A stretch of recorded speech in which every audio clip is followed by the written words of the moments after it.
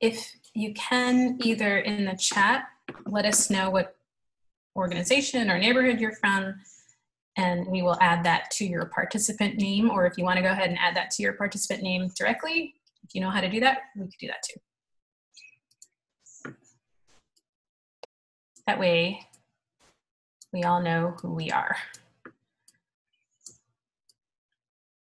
And we'll just get started in a couple minutes as everybody logs in.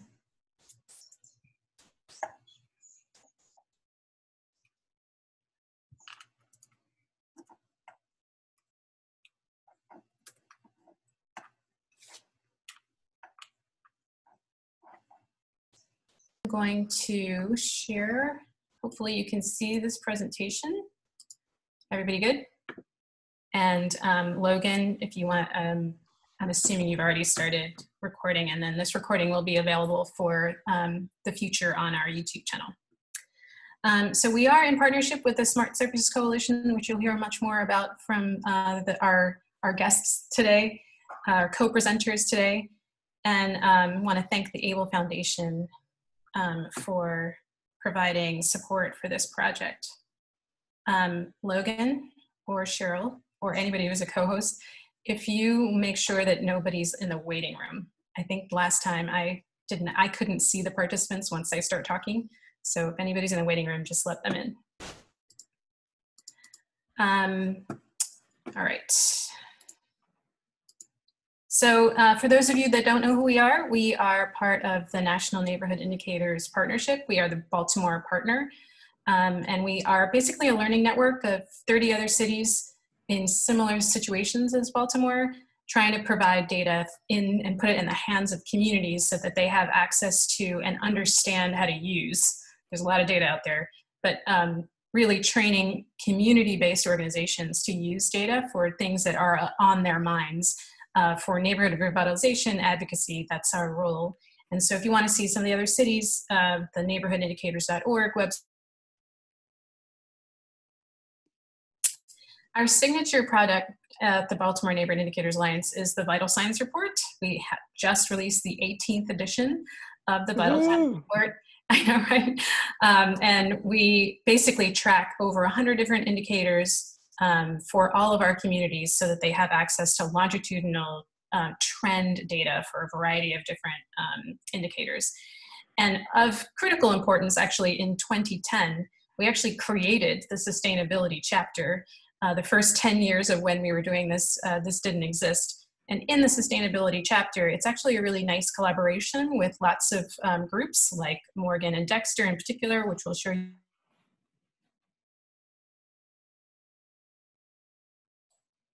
We work with other groups at Johns Hopkins and the University of Maryland, Baltimore County to try and provide the kinds of things like how many homes have been weatherized, or how many trees have been planted in a neighborhood, or how many, the tree canopy, which is what we worked with the team at the Forest Service on. So that way more information on the Vital Signs Report is available. But in particular, after 2012, we really started working with the City of Baltimore to look and track the Baltimore Energy Initiative, which was a 5-year set of initiatives and programs that the city really put together when the Constellation Energy merger went through here in the city and BGE merger went through. And so we had been tracking basically for 5 years where communities were being educated on energy use, where they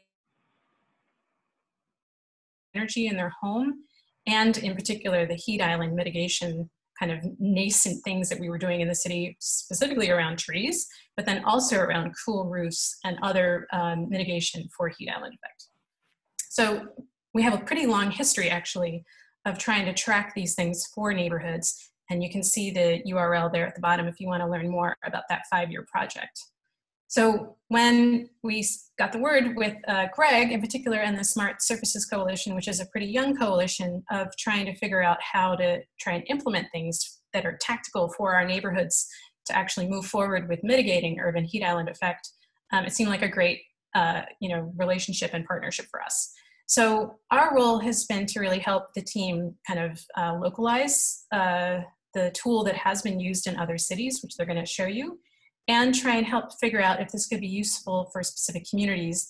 And we are specifically looking at 3 areas in the city, for those of you that are familiar, that are in this kind of low tree coverage area. So Madison East End is one here in the east, Cherry Hill in the south, and Brooklyn Curtis Bay down here. But not only just by kind of low tree canopy, but also places where, you know, environmental justice is actually part of what the community is working on, in particular Brooklyn Curtis Bay. Really trying to make sure that they get access to the resources that they need to mitigate urban heat. So that is where I'm going to try and turn it over to the Smart Surfaces Coalition, and then we can watch this video. But I'm going to turn it over to Rob.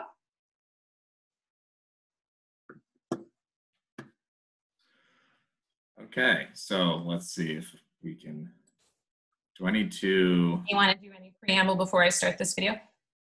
Oh, sure. Yes. So I'm Rob Jarrell. I'm with the Smart Surfaces Coalition as a research associate. And I've been working on this project with the NIA, doing neighborhood level quantification, which we'll get into much more detail later. But this video is just a rough, or not a rough, it's a summary overview of sort of what we do at the Smart Surfaces Coalition from the audience being the general public. So. All right, so I'm going to turn this on, and then if anybody really can't hear, just let me know, and otherwise the YouTube URL is down here for anybody to see.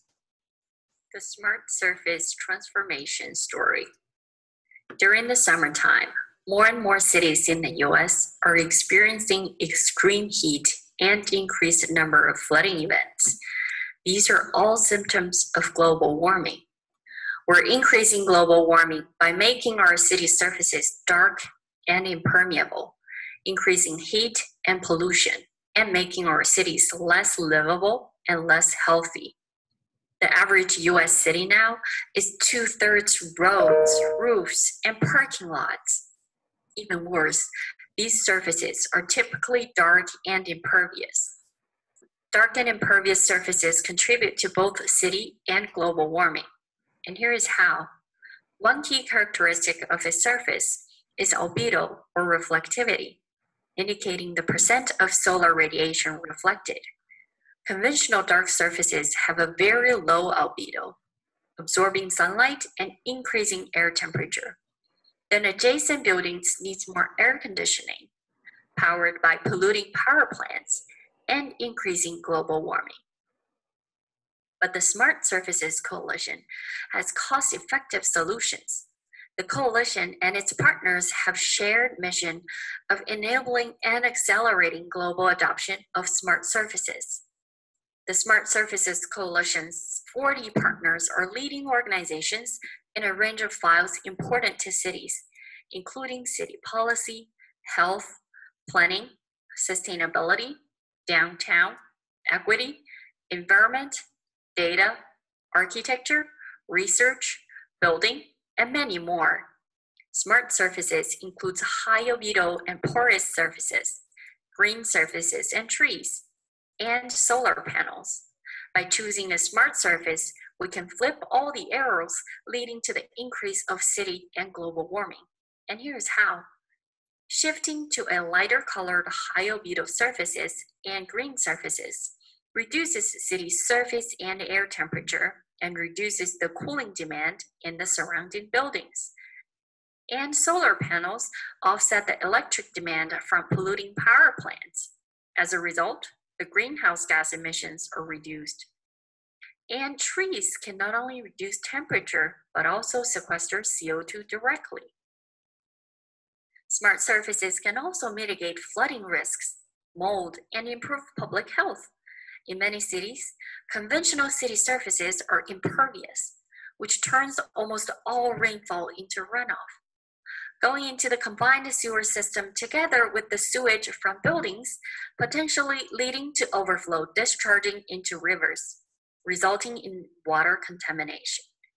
The flooding contaminates rivers and streams, increased mold and property damage, and imposes large human health problem. By shifting to smart surfaces, rainwater is detained by green roofs and bioswales, resulting in reduced runoff, meanwhile increasing groundwater recharge and cleaning water. Captured water can be reused for irrigation and toilet flushing, which leads to financial benefits. In addition, green roofs and trees remove the air pollutants to purify the air we breathe and improve human health. This is where we are now, a hard, dark place inimical to life that wastes sun and rain.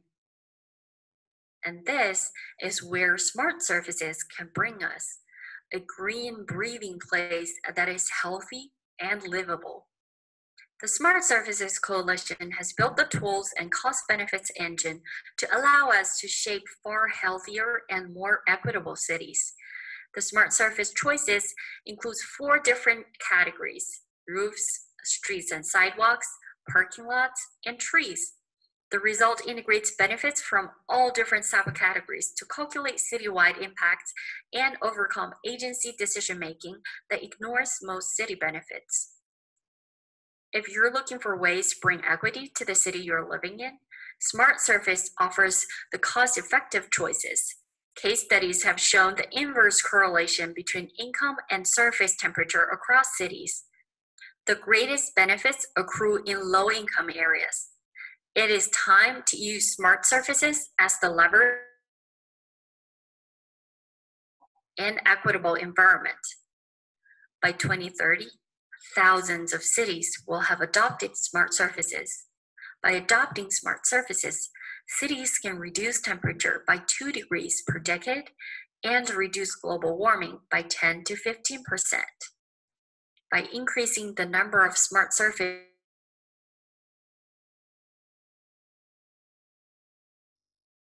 hundreds and thousands and global, we will be saving the planet together while improving urban livability, resilience, and equity.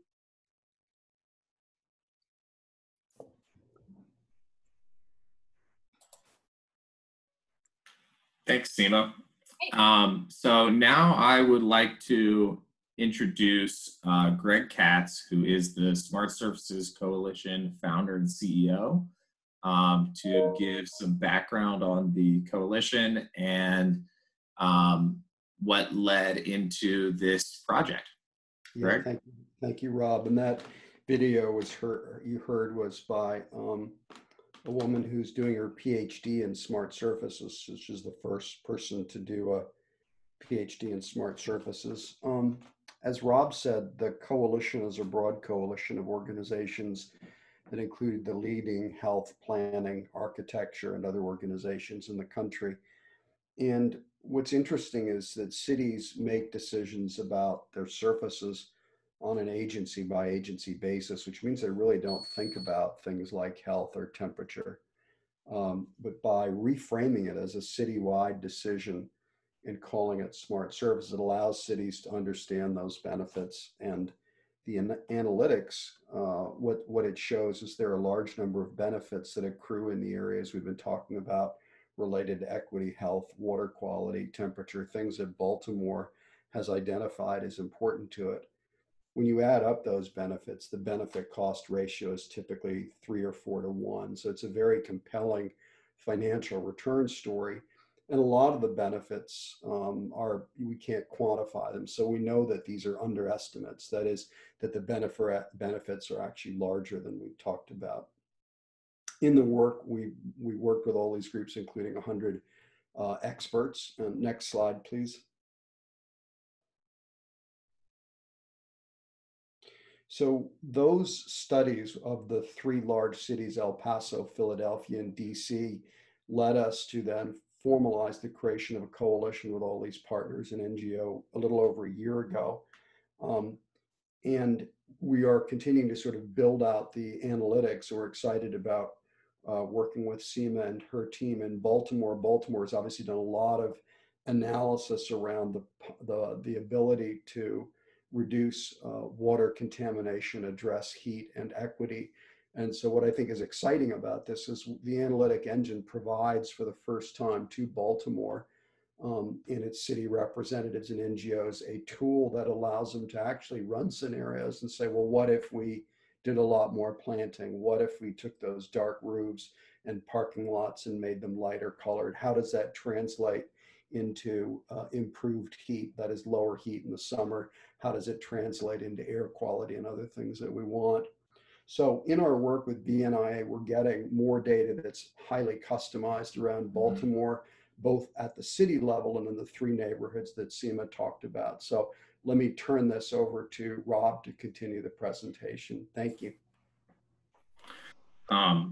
Yeah, so as a part of the initial research, we found that there was this large inverse relationship between heat and income in most cities. And here you can see the map of Baltimore, and the heat surface temperature quantification was actually done by one of our Smart Surfaces partners. And the result of it just shows that the lack of trees and impervious surfaces in areas that are typically low income will have the impact of smart surface adoption having the greatest benefits in those areas. So the need for neighborhood level analysis became very clear, and Baltimore is the first city that we will be conducting neighborhood level analysis. And the neighborhoods that we're starting with are Brooklyn, Curtis Bay, Cherry Hill, and Madison East End, for the reasons that Seema mentioned earlier. They have lower tree cover, higher temperatures, and for Brooklyn, Curtis Bay, and Cherry Hill, higher childhood asthma rates, which is something that we see across the board in the majority of cities and neighborhoods that have low tree cover. So when we began this work, we wanted to identify the objectives and the vision that the city already had in place for itself. So Baltimore has developed 2 citywide plans that engaged thousands of individuals, municipal and community leaders, nonprofit organizations, and other stakeholders in development. And these are the Baltimore Sustainability Plan and the Climate Action Plan, I'm sure many of you are familiar with. And so they together outlined over 100 individual objectives that the city would like to achieve over the next coming decades. And so we looked at this from the point of view of smart surfaces. And what we found is that there's a lot of overlap in what the goals Baltimore has set for itself and our findings of smart surface impacts in the cities. Next slide.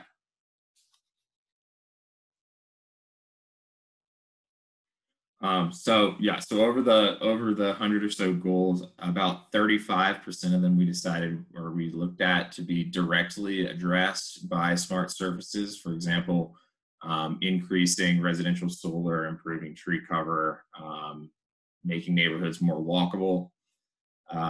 And in addition, approximately 35% to another 35% to 50% would be indirectly addressed through smart surface adoption, such as improving indoor air quality, creating a healthy physical space in schools.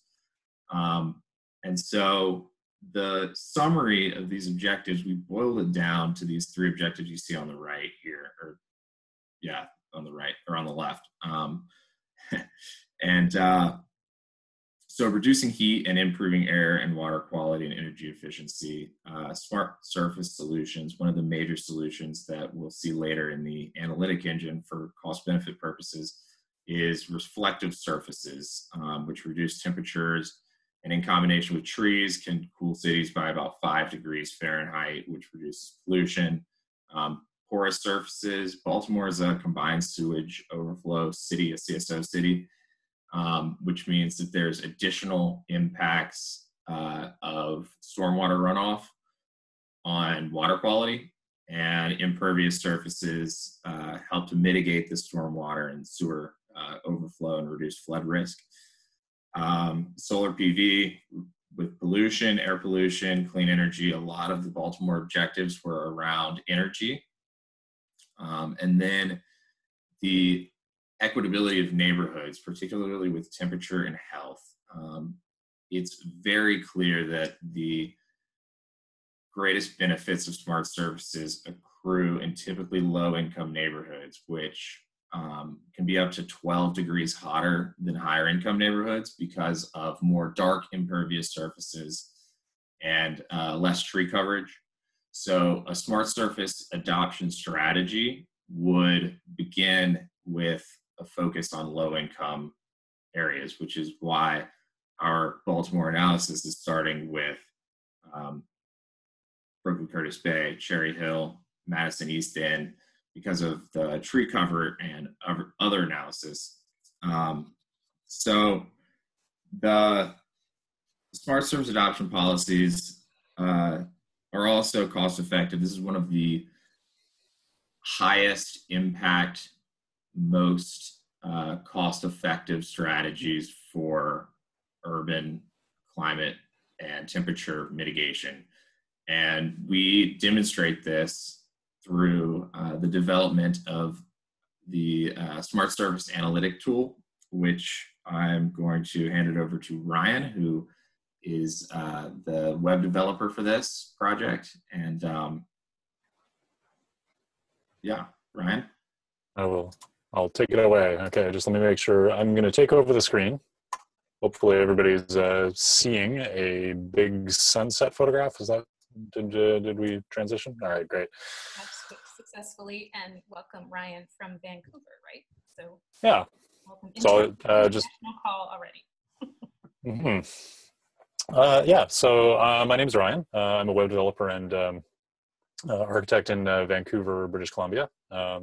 We've been working with Greg and Rob and the coalition over the last, I guess, year and a half to bring their modeling tool that was originally in Excel to the web so that you can apply it to different cities. And so what you're seeing here today is a first cut at us bringing in neighborhood data for Baltimore. And then so I'll walk you through the whole tool and then also try to show you the beginnings of that data. So we're going to be refining this as we go towards data days.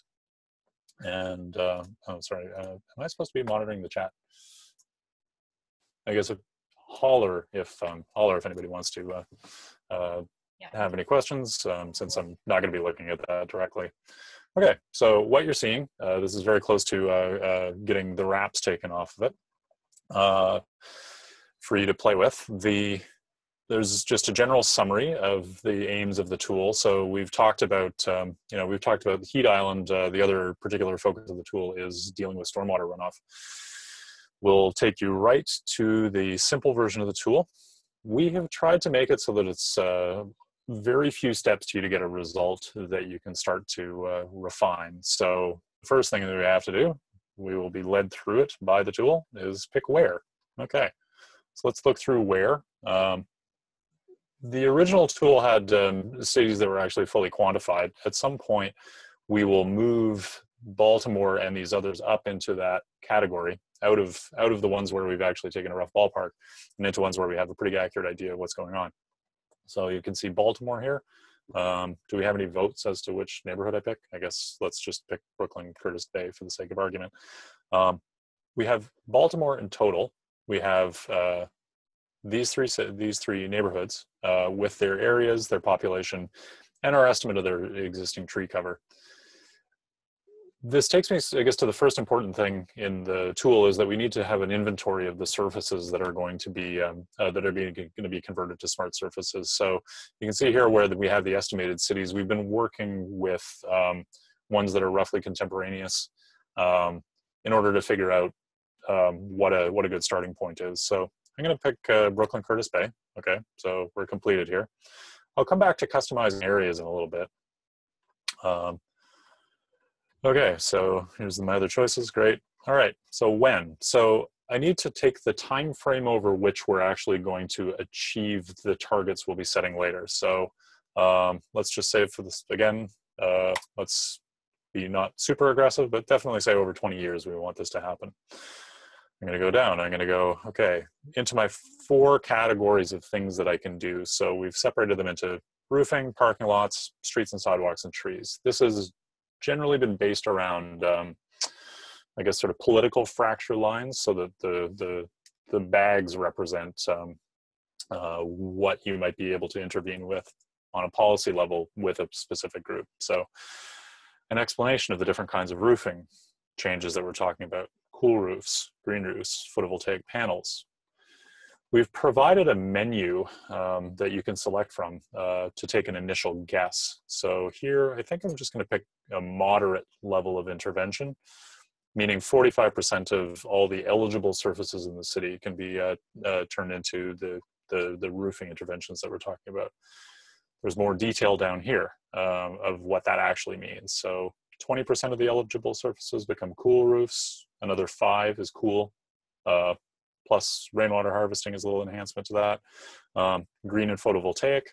If I expand any of these, you can actually see how that's breaking down in the specific cities that, or sorry, the specific surfaces that came out of the inventory. So certain surface enhancements only are going to apply to certain types of surface. So for example, I'm going to close this. I'll go to green roofs. You can see that green roofs were only applying it to the larger low slope buildings. But something like photovoltaic panels actually applies to all of the roofs that we have available to us. If you want to tweak, there's you can customize in there to change from what we've provided as a menu. You can see the calculate button has now turned on. We've now actually told the tool is the bare minimum that we need to tell it in order to get a result. So that's 3 things: where, when, and at least one of the whats. I'm just going to quickly fill in the other whats here in the nice middle of the road kind of way. And then I am going to run the calculation. So you can see it gave us a result for Brooklyn Curtis Bay of 159 million benefit over a 20-year period. If I keep scrolling down, or if I was to hit the link there,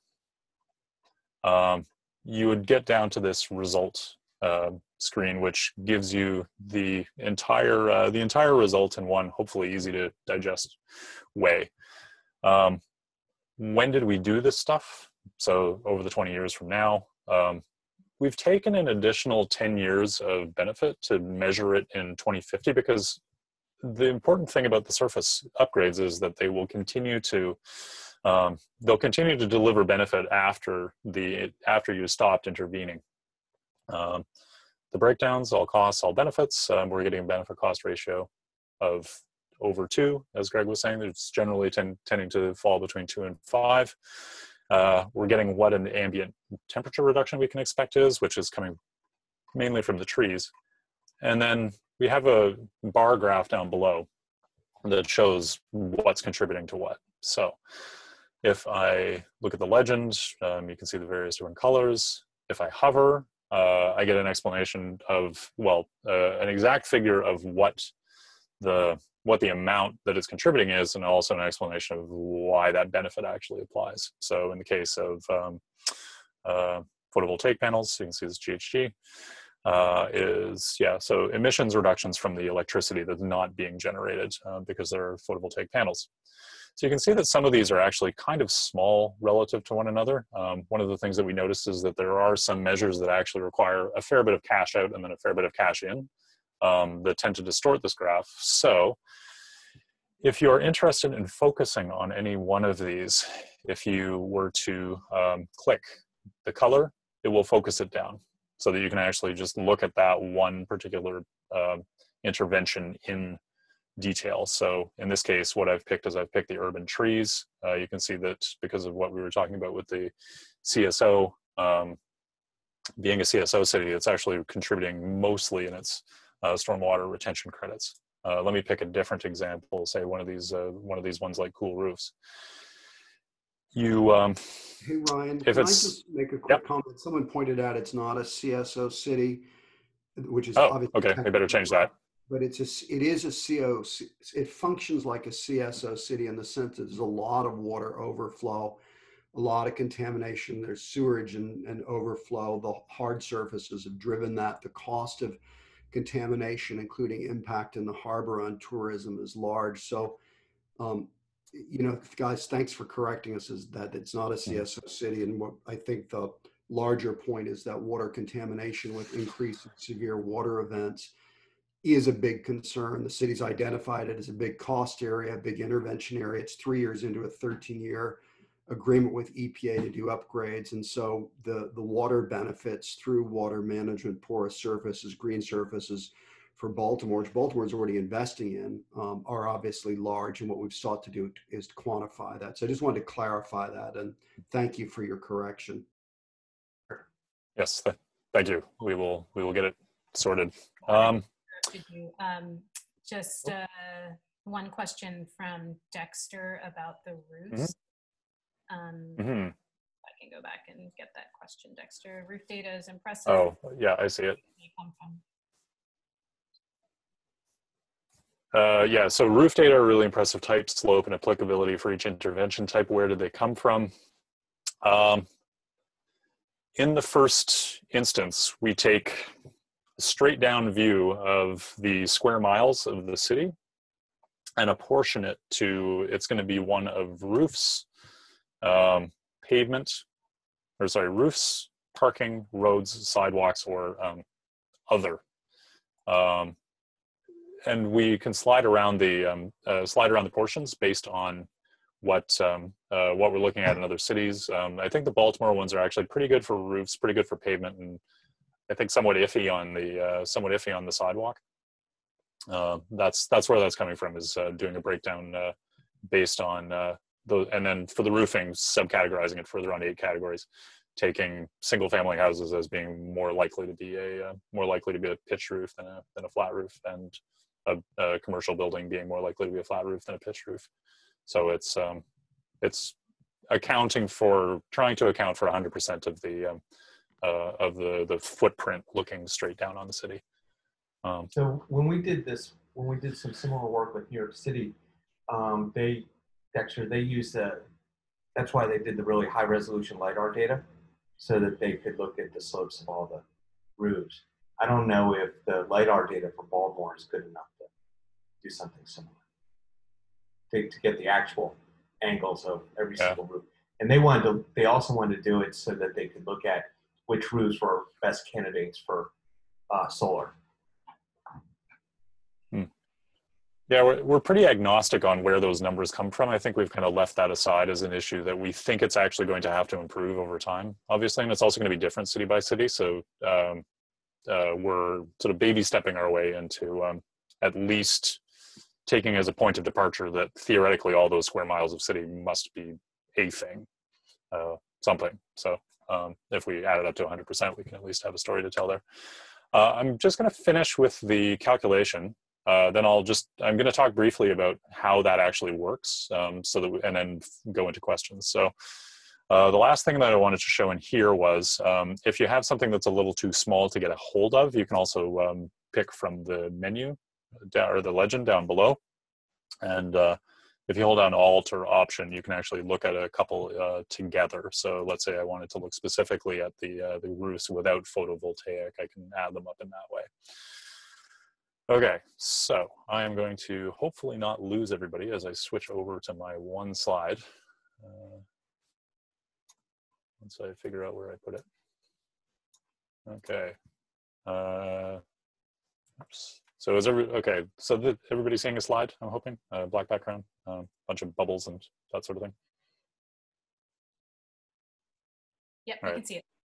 Hearing no objection. Okay, so I'm just going to walk you very quickly through how the engine is working so that we can hopefully lead into a discussion of data, because I see that there are a fair number of questions about the data. Okay, so first important concept that I was talking about is the surface inventory. So let's say that we have 15 million square feet of roof.